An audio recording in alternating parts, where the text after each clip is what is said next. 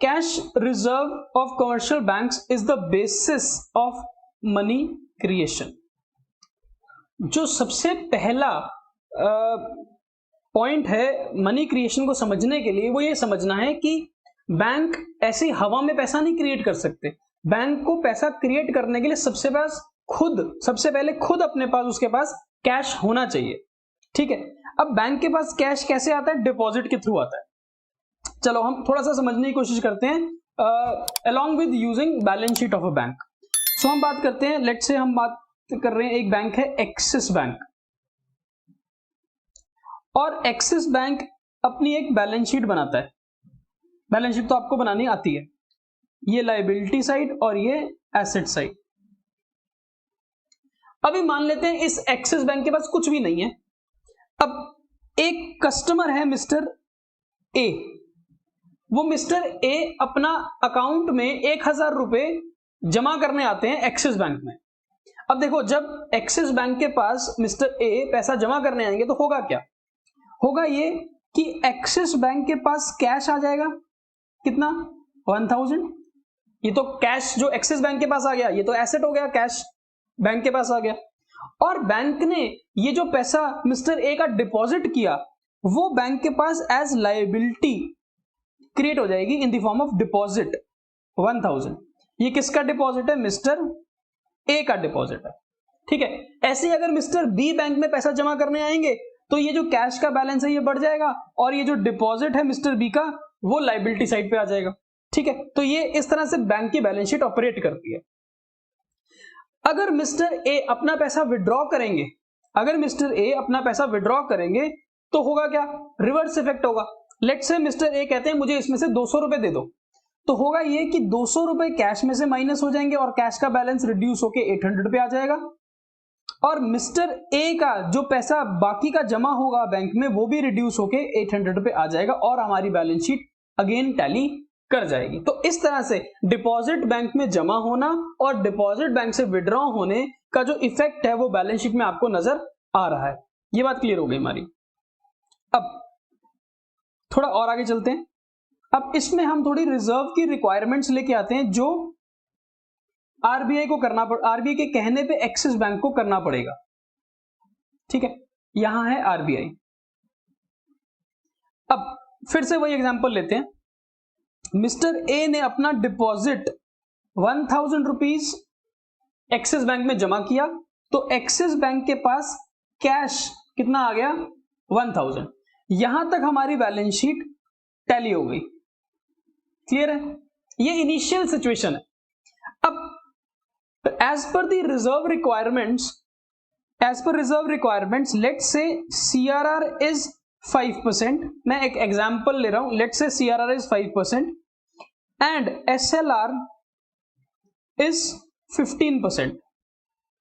ठीक है, हम एक एग्जांपल ले रहे हैं कि CRR जो आरबीआई के कहने पे एक्सिस बैंक को मेंटेन करना पड़ेगा वो है 5%, और SLR जो मेंटेन करना पड़ेगा वो है 15%।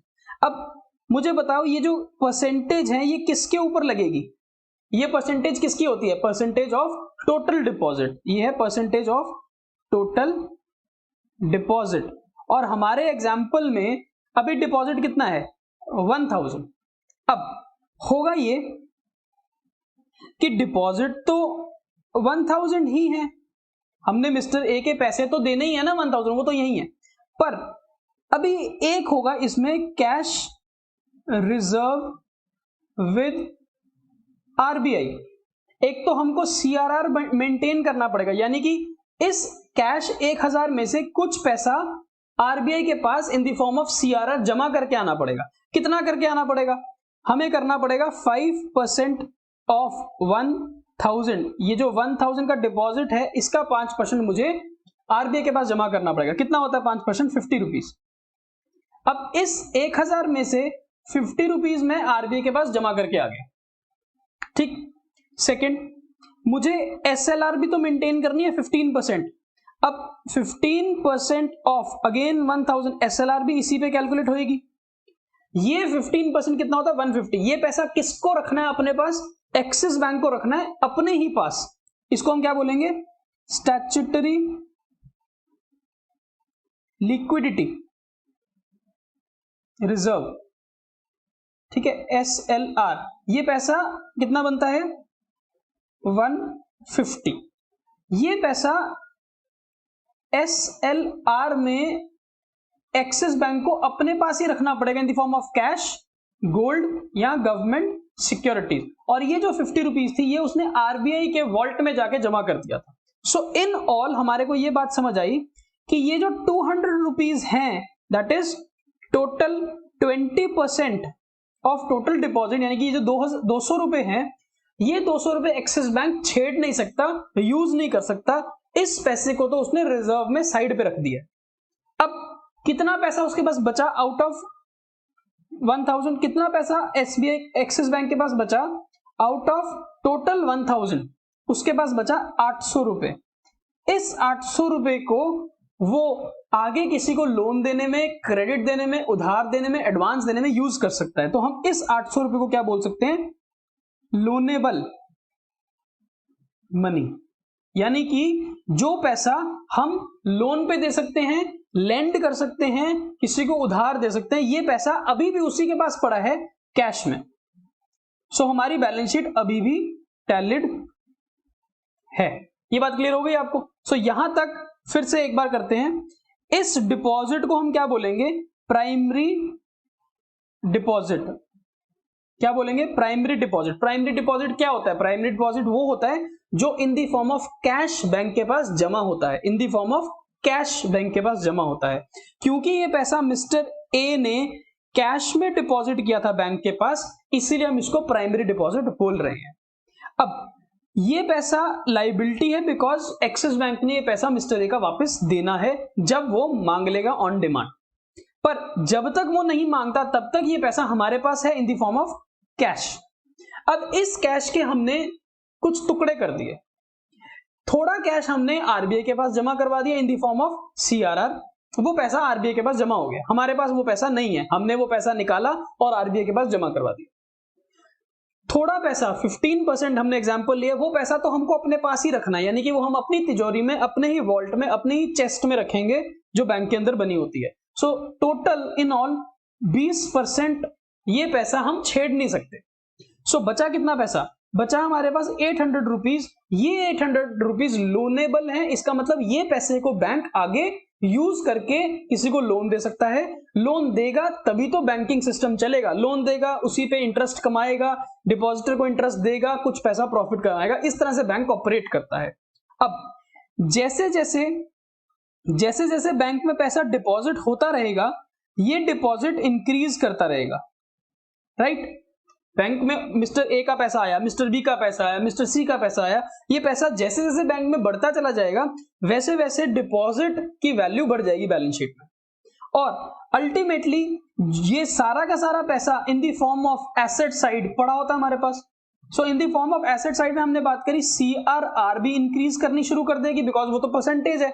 सो जैसे डिपॉजिट बढ़ेगा 5% ऑफ द इंक्रीज डिपॉजिट और पैसा आरबीआई को जमा करवाना पड़ेगा, और सिमिलरली थोड़ा और पैसा हमारे को अपने पास रखना पड़ेगा। तो SLR और CRR भी इंक्रीज करना स्टार्ट कर देगी, एंड ये जो लोनेबल पैसा है ये पैसा भी इंक्रीज कर जाएगा। इसका मतलब जैसे जैसे बैंक के पास डिपॉजिट बढ़ता है वैसे वैसे बैंक के पास लोन देने की क्षमता बढ़ती है। यहां तक हमारे को क्लियर हो गया। अब आगे चलते हैं विद प्रॉपर एग्जांपल। अब समझते हैं बैंक किस तरह से लोन क्रिएट करेगा। अब देखते हैं, बैंक है हमारे पास एक्सिस बैंक, और एक्सिस बैंक की हम फिर से एक बैलेंस शीट बना रहे हैं। अब थोड़ा फास्ट बनाएंगे बिकॉज आपको समझ आ गया। मिस्टर ए ने पैसा डिपॉजिट किया एक्सिस बैंक के पास 1000 रुपीज। सो वो यहां पर डिपॉजिट आ गया, यहां पर बैंक के पास कैश रिजर्व आ गया 1000। क्लियर? और यहां तक हमारी बैलेंस शीट टैली कर गई। अब अगर हम मान के चले CRR और SLR टोटल 10% है, टोटल मिला के मैं एग्जांपल ले रहा हूं 10% है, इसका मतलब इस 1000 में से 10% ऑफ 1000 विच मीन्स 100 रुपीज तो either in the form of CRR और इन the form of SLR bank को मेंटेन करना पड़ेगा, साइड पे रखना पड़ेगा। सो बैंक के पास कितना पैसा बचा लोन देने के लिए? राउंड 1 में। अब हम आगे राउंड 1 में बैंक के पास 900 रुपीज बच गए, जो पैसा वो किसी को लोन पे दे सकता है। Let's say mister B bank के पास आते हैं और मिस्टर बी बैंक को बोलते हैं मुझे लोन दे दो 900 रुपीज का। अब क्योंकि एक्सिस बैंक के पास 900 रुपीज पड़े हैं अपार्ट फ्रॉम द रिजर्व, तो वो बैंक 900 रुपीज मिस्टर बी को लोन दे सकता है। अब जब मिस्टर बी लोन लेने आते हैं तो मुझे बताओ बैंक लोन कैसे देता है? क्या बैंक यहां से कैश उठा के मिस्टर बी को लोन दे देगा और बोलेगा जाओ? नहीं, लोन कभी भी बैंक कैश में नहीं देता है। लोन देने के लिए बैंक क्या करता है, इसको समझते हैं पहले। अब लोन देने के लिए बैंक क्या करता है, जब मिस्टर बी लोन लेने आएंगे बैंक के पास, तो मिस्टर बी का बैंक 2 अकाउंट ओपन करेगा। एक मिस्टर बी का लोन अकाउंट ओपन किया जाएगा और एक मिस्टर बी का डिपॉजिट अकाउंट ओपन किया जाएगा। ठीक है, आप तो अकाउंट जानते हो, आपको अकाउंट ओपन करना आता है।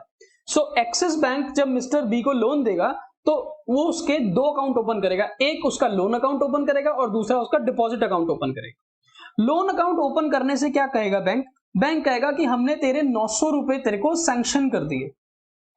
ठीक है, सो एक तरफ बैंक लोन अकाउंट को डेबिट कर देगा, मिस्टर बी से लोन के पैसे वापस लेने हैं तो लोन अकाउंट को डेबिट कर देगा जैसे लोन सैंक्शन हुआ 900 से। और बैंक कैश में तो पैसा उसको देगा नहीं, बैंक उसका एक डिपॉजिट अकाउंट ओपन करेगा और उस डिपॉजिट अकाउंट में ये जो सैंक्शन लोन के पैसे हैं वो ट्रांसफर कर देगा इन the form of transfer entry. वो ट्रांसफर होने से उसके बैंक अकाउंट में 900 रुपीज शो करने स्टार्ट हो जाएंगे कि ये पैसा उसके पास आ गया है। अब इसके इफेक्ट को हम यहां पे समझते हैं, इसका इफेक्ट क्या होगा। इस बैलेंस शीट पे अब इफेक्ट ये होगा कि जो मिस्टर बी को हमने लोन दिया वो लोन यहां पर ऐड हो जाएगा एज डिपॉजिट 900। क्यों? क्योंकि वो पैसा हमने मिस्टर बी के अकाउंट में डाल दिया और क्योंकि मिस्टर बी का अकाउंट हमारे पास ही है तो अभी हमारे पास ही उसका पैसा जमा हो गया। इसको बोलते हैं सेकेंडरी डिपॉजिट। ठीक है, ये सेकेंडरी डिपॉजिट है बिकॉज ये बुक एंट्री के थ्रू हमारे पास पैसा आया है बैंक के पास। और क्योंकि बैंक ने 900 रुपीज लोन दिया है यानी कि एडवांसेस दिए हैं टू मिस्टर बी, तो ये 900 रुपए हमने मिस्टर बी से लेने भी हैं इन द फॉर्म ऑफ लोन और ये डिपॉजिट है मिस्टर बी का। सो हमारी बैंक की फिर बैलेंस शीट टैली हो जाएगी 1900 पे। क्लियर है?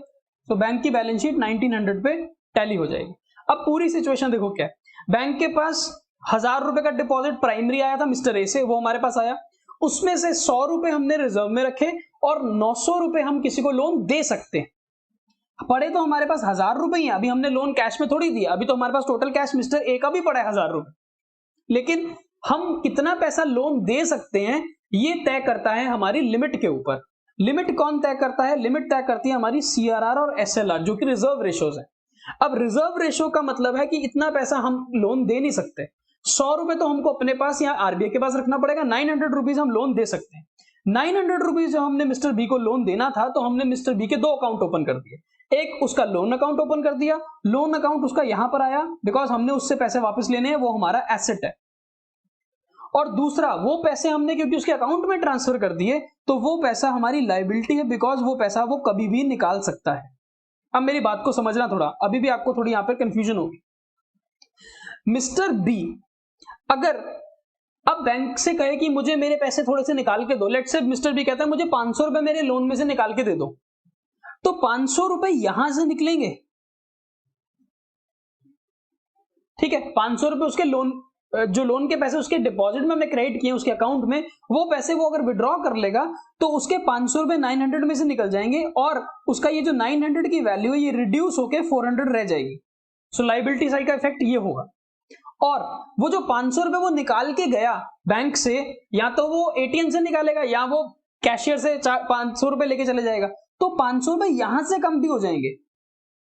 यहां से निकल जाएंगे तो ये रिड्यूस होके कितना रह जाएगा 500 रुपए। सो अल्टीमेटली लायबिलिटी साइड और एसेट साइड दोनों रिड्यूस हो जाएंगी और दोनों फिर बाद में टैली भी हो जाएंगी। क्लियर हुआ?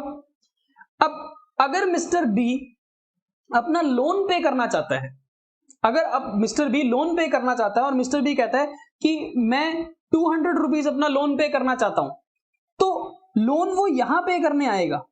जब वो लोन पे करने आएगा तो वो कैश देगा हमारे को, लेट से हमको वो कैश देता है, तो होगा क्या, इसमें 200 रुपीज का कैश इंक्रीज कर जाएगा क्योंकि उसने हमको लोन के पैसे वापस किए और उसका लोन का बैलेंस 200 रुपीज कम हो जाएगा, यानी कि ये बैलेंस रिड्यूस होके 700 पे आ जाएगा। इस तरह से लोन के लेने पे और लोन के वापस पे करने पे आपकी जो बैलेंस शीट का लायबिलिटी और एसेट इफेक्ट है वो आपको दिख रहा होगा।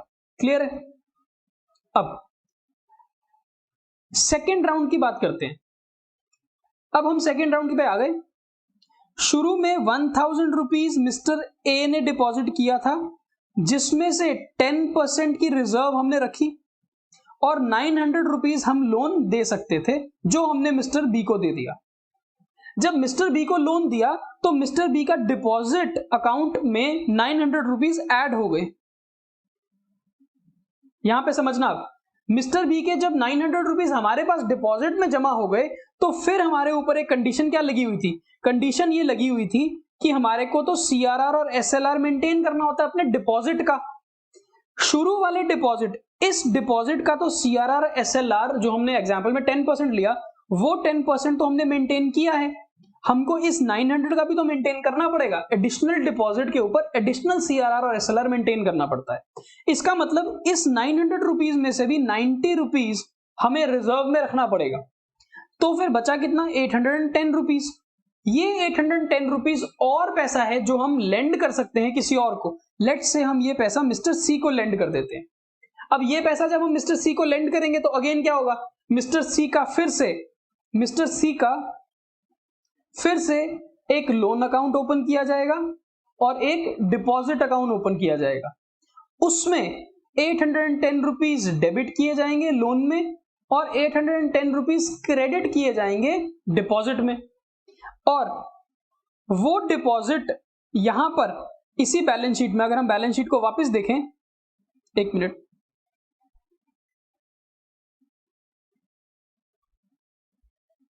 अगर हम इस बैलेंस शीट में वापस जाएं और हम इस बैलेंस शीट की बात करें तो इस बैलेंस शीट में वापस यहां पर एक और डिपॉजिट क्रिएट हो गया होगा मिस्टर सी का, कितना? 810। और यहां पर एक और एडवांस क्रिएट हो गया होगा टू मिस्टर सी, कितना? 810। एंड बैलेंस शीट फिर टैली हो गई।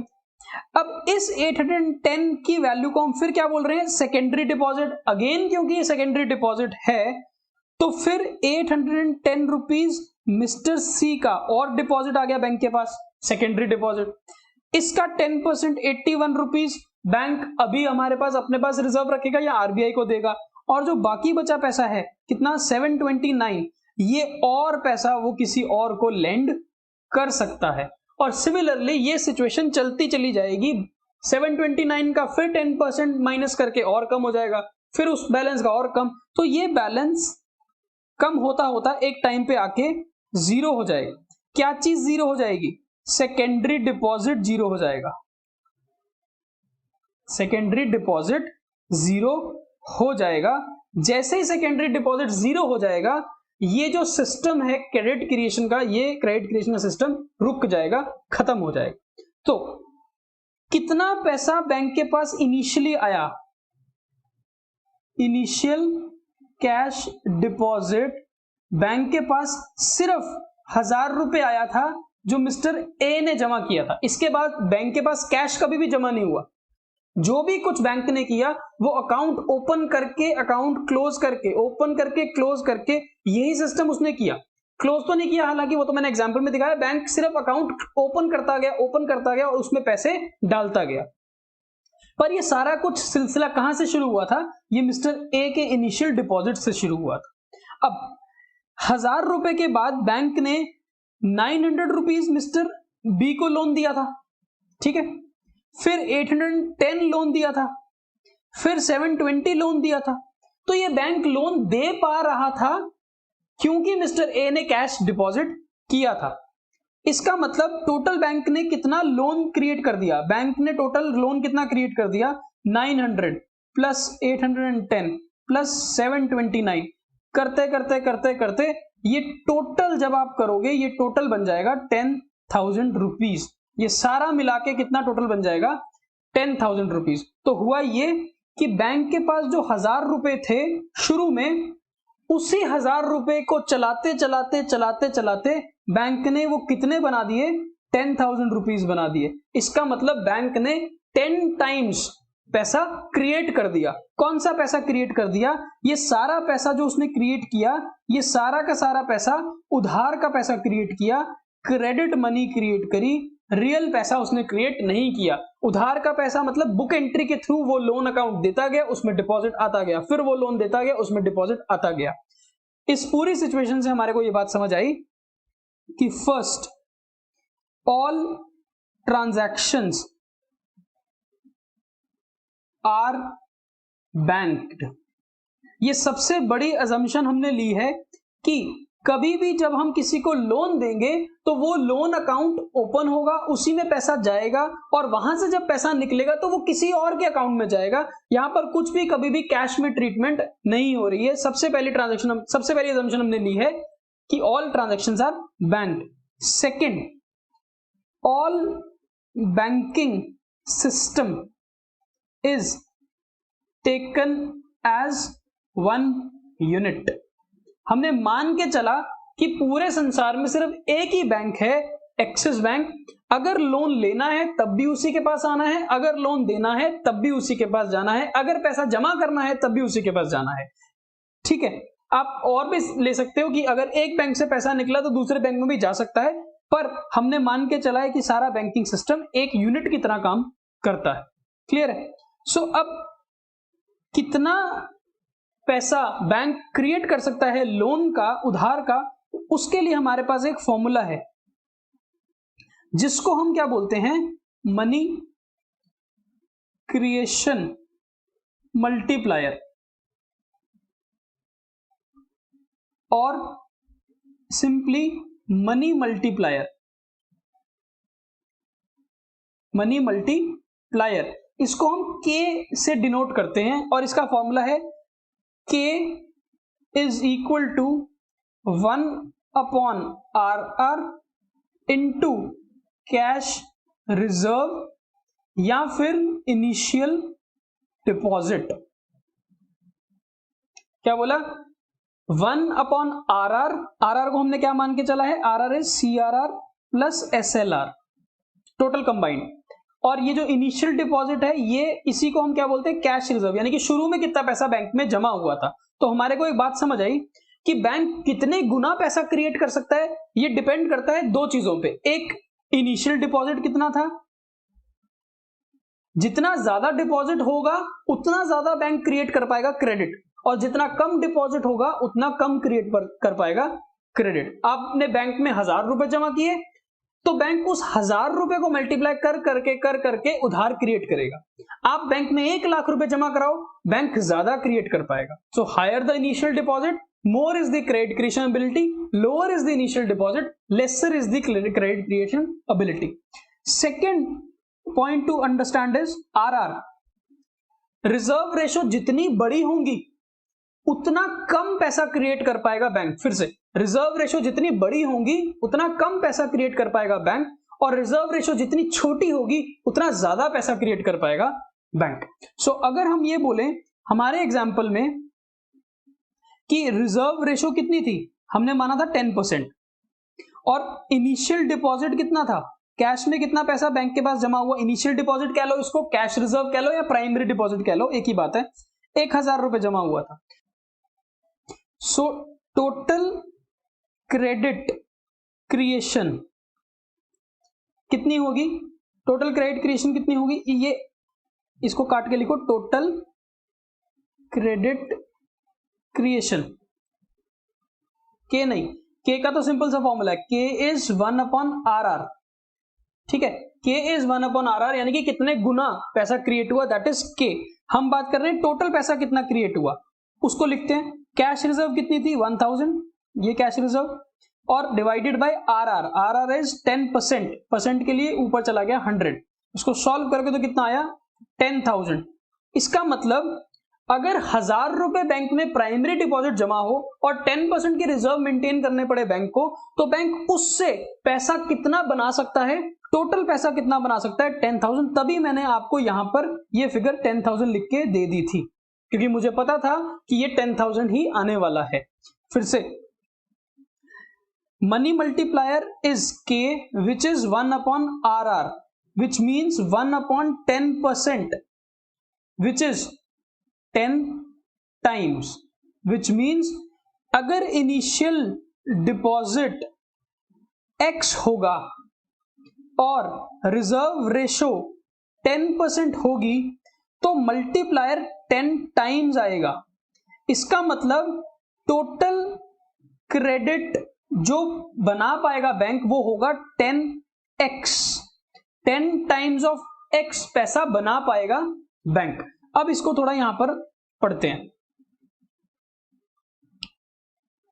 मनी मल्टीप्लायर और credit multiplier is k is 1/RR, where k is the money multiplier, RR is the reserve requirement as a percentage of demand deposit of the commercial bank. If RR is 10% of the deposit, then the credit multiplier is 1/10, which is 10 times, which means if the bank has a reserve of 10,000, इसका मतलब अगर bank में आप initially cash जमा करके आओगे 10,000 और अगर 10% के हिसाब से बैंक को रिजर्व रखना है तो कितना क्रेडिट क्रिएट कर पाएगा, 1,00,000 रुपए का 10 टाइम्स क्रिएट कर पाएगा, 10,000 का 10 टाइम्स क्रिएट कर पाएगा पैसा। ठीक है, credit creation is inversely related to RR. आपने ये देखा, ये इनवर्स रिलेशनशिप है, this is inverse relationship, 1/RR is inverse relationship. So credit creation is inversely related to RR. Smaller the RR, larger is the credit creation and vice versa. अगर RR की value को आप कम कर दोगे तो credit creation बढ़ जाएगा। कैसे बढ़ जाएगा ये देखो, अगर मैं ये बोलूं कि RR पहले 10% था तो K कितना आया था 10 टाइम्स 1/RR करके, और अगर अब मैं बोलूं RR 5% है तो K कितना आएगा 1/5% करोगे तो आएगा 20 टाइम्स, और अगर RR को मैं बढ़ा के 20% कर दूं तो K कितना आएगा 1/20%, विच इज 5 टाइम्स। तो आपने ये देखा कि अगर शुरू में मल्टीप्लायर 10 टाइम्स था और RR 10% था तो RR अगर रिड्यूस हुआ, अगर RR रिड्यूस हुआ तो K इंक्रीज हुआ, मल्टीप्लायर बढ़ा, और अगर RR बढ़ा तो मल्टीप्लायर कम हो गया।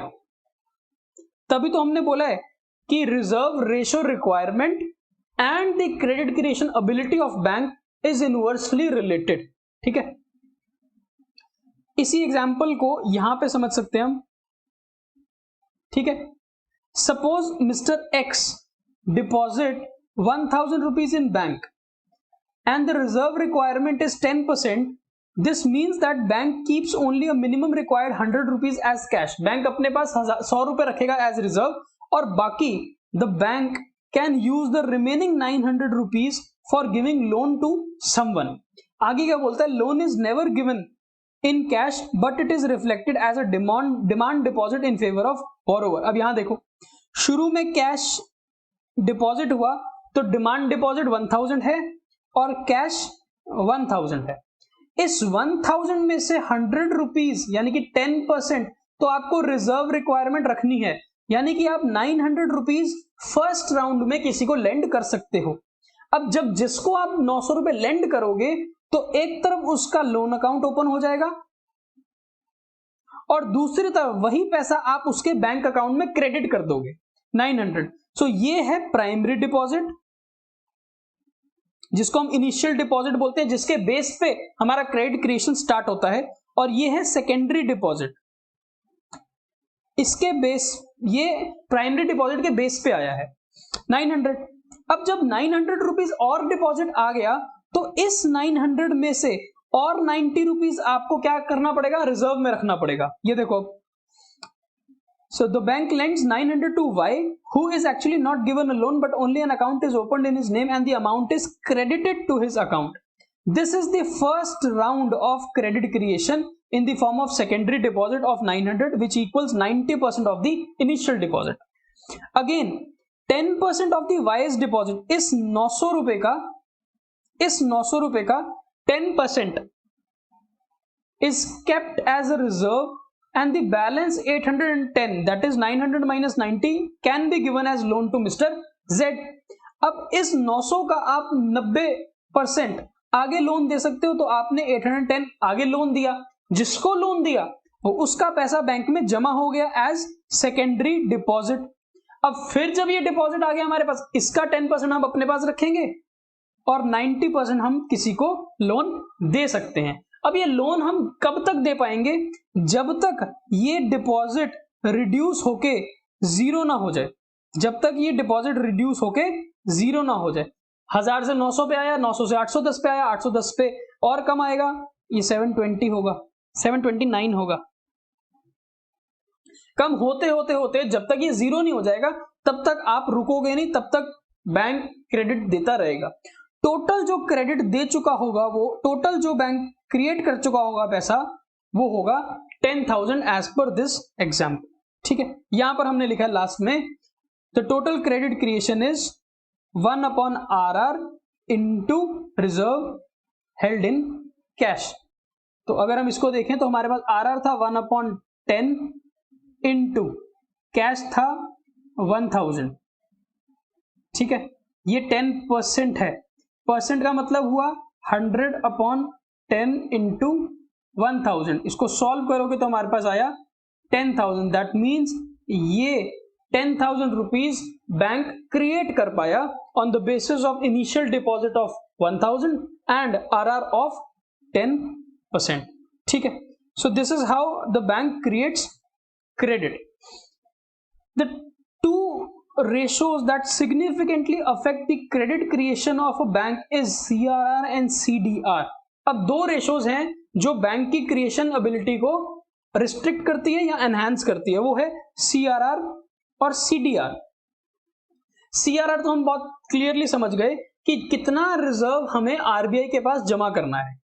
अगर ज्यादा RBI बोले मेरे पास ज्यादा रिजर्व जमा करो, तो हमारी जो क्रिएशन एबिलिटी है क्रेडिट की वो रिड्यूस हो जाएगी, बिकॉज ये इनवर्सली रिलेटेड है। यहां पे पढ़ा ना हमने, इनवर्सली रिलेटेड है। और अगर ये CRR कम कर देंगे तो इनवर्स रिलेशन के कारण क्रेडिट क्रिएशन यानी मल्टीप्लायर की वैल्यू बढ़ जाएगी। Another ratio is cash deposit ratio. अब ये कैश डिपॉजिट रेशो क्या होती है? कहता है cash deposit ratio refers to how much cash held by public is actually deposited by them in bank in the form of demand deposit। कहते हैं CDR क्या है? Cash deposit ratio. जितना कैश पब्लिक के पास पड़ा होता है उसमें से वो कितना पैसा बैंक में जमा कर देते हैं, इसको बोलते हैं CDR। अगर पब्लिक के पास 1 लाख रुपए कैश में है और अगर वो सारा ही पैसा बैंक में जमा कर देते हैं तो CDR कितना है? 100%। पर अगर 1 लाख में से वो 50,000 रुपए बैंक में जमा करते हैं इन the form of demand deposit या कैश में जमा करते हैं, तो ये कितना आएगा? 50%। अब देखो, जितना पैसा बैंक के पास आएगा, जितना पैसा बैंक के पास आएगा वो बैंक की कैश रिजर्व को इंक्रीज कर देगा। बैंक के पास 1000 रुपए आया था तो बैंक 10,000 रुपए बना पाया। बैंक के पास 1 लाख रुपए आएगा तो बैंक 10 लाख रुपए बना पाएगा। बैंक के पास 10 लाख रुपए आएगा तो बैंक 1 करोड़ रुपए बना पाएगा, एज्यूमिंग दैट RR इज 10%, है ना। तो जितना CDR इंक्रीज करेगा उतना पैसा पब्लिक का बैंक के पास जमा होगा।